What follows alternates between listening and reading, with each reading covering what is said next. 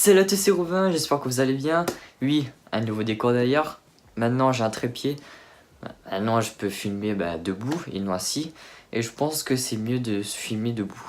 Mais bon bref, aujourd'hui on va parler d'un sujet assez complexe qui est l'intelligence artificielle. Est-ce que l'intelligence artificielle existe pour vous?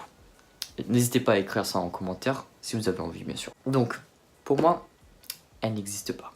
Bien sûr, je vais vous expliquer pourquoi. Donc moi j'entends partout que les smartphones ont l'intelligence artificielle comme l'iPhone X, le Huawei P20 Pro, le Huawei Mate 10 Pro, Samsung Galaxy S9, ils ont tous des intelligences artificielles. Et c'est les constructeurs qui le disent. Mais tout ça c'est faux. Pour moi c'est de la reconnaissance artificielle. Enfin de la connaissance artificielle qui se traduit par la reconnaissance. Et je vais vous expliquer pourquoi. Prenons l'exemple Siri. Siri qui est soi-disant une intelligence artificielle, mais pas vraiment. Pour moi, c'est une assistance vocale. Car pour moi, il y a deux types d'apprentissage. Il y a apprendre et apprendre. Apprendre, c'est-à-dire, par exemple, pour Siri, il va apprendre la façon dont vous parlez. Donc, au niveau des locutions. Donc, il va mieux apprendre comment est votre voix et tout. Votre prononciation, l'intonation de votre voix, etc. Donc, il va reconnaître votre voix. Ça s'appelle l'adaptation phonique. Et ça marche très bien.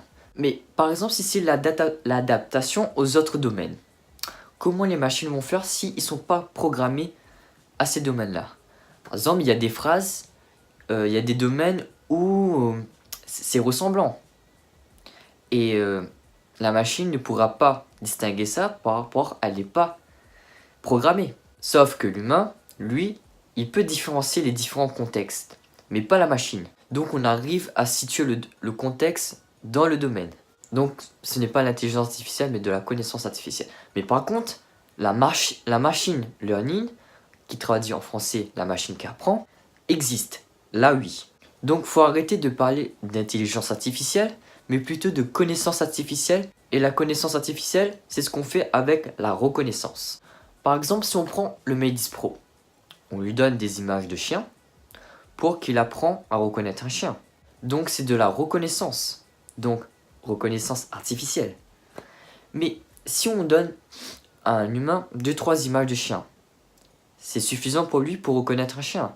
Alors qu'une machine, on doit lui donner 10 000 images de chiens pour reconnaître un chien. Donc il y a quelque chose qui cloche. Donc ce n'est pas l'intelligence mais de la reconnaissance. Ensuite, on dit que les robots sont un danger pour l'être humain. Moi je vous dis non. Car un robot, oui, si on le programme pour tuer, il va tuer mieux que n'importe qui, ça c'est sûr. Mais s'il n'est pas programmé pour tuer, je peux vous assurer que les robots vont rien nous faire. S'il n'est pas programmé pour ceci, il ne va pas casser les règles.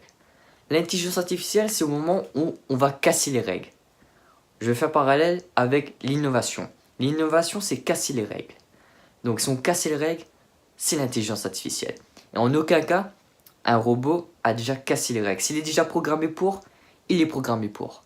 Il ne va pas casser les règles de la programmation.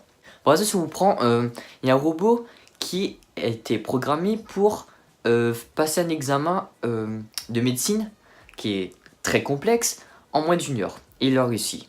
Mais il arrive que à faire ça. Il a déjà été programmé pour.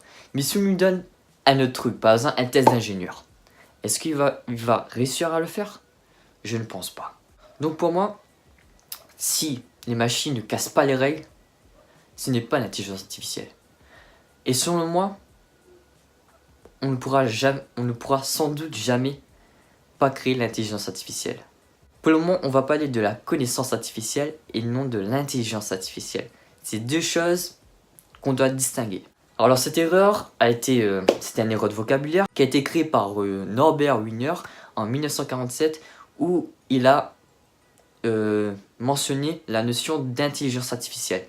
Et ce jour-là, c'était une erreur. Il y a aussi le test de Turing où pour lui, quand le robot passe ce test-là, c'est qu'il a une intelligence artificielle. Non, pas du tout. C'est pas parce que tu as passé un domaine complexe, que tu as une intelligence artificielle. Soyons logiques. Donc, l'intelligence artificielle, c'est apprendre de soi-même. C'est pas être programmé. Pour moi, c'est ça. Donc ce qu'il faut, on va dire, retenir, c'est que la connaissance artificielle, c'est ce qu'on a aujourd'hui. Par exemple avec Siri, Bixby, Google Home, etc. L'intelligence artificielle, pour le moment, il est inexistant.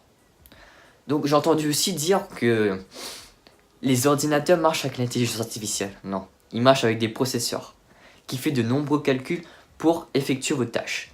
C'est pas en faisant des millions de calculs d'avoir un plus gros processeur qu'on va développer l'intelligence artificielle. Ça, non, ça va trop loin ça. L'intelligence artificielle va plus loin que ça. C'est pas en faisant beaucoup de calculs que la machine va développer une intelligence. L'intelligence artificielle, pour le moment, elle est inexistante. Et malheureusement, tous les médias utilisent cette notion-là sans vraiment la connaître. Donc voilà. C'était un sujet assez complexe que je voulais vous partager. Dites-moi en commentaire qu'est-ce que vous en pensez de ce que j'ai dit. Si pour vous, ce que j'ai dit est vrai.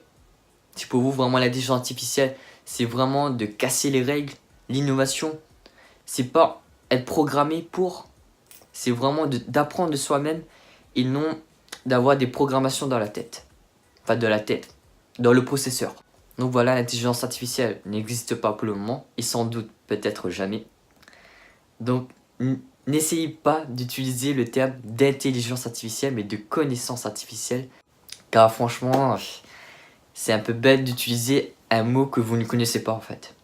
C'est ça le truc.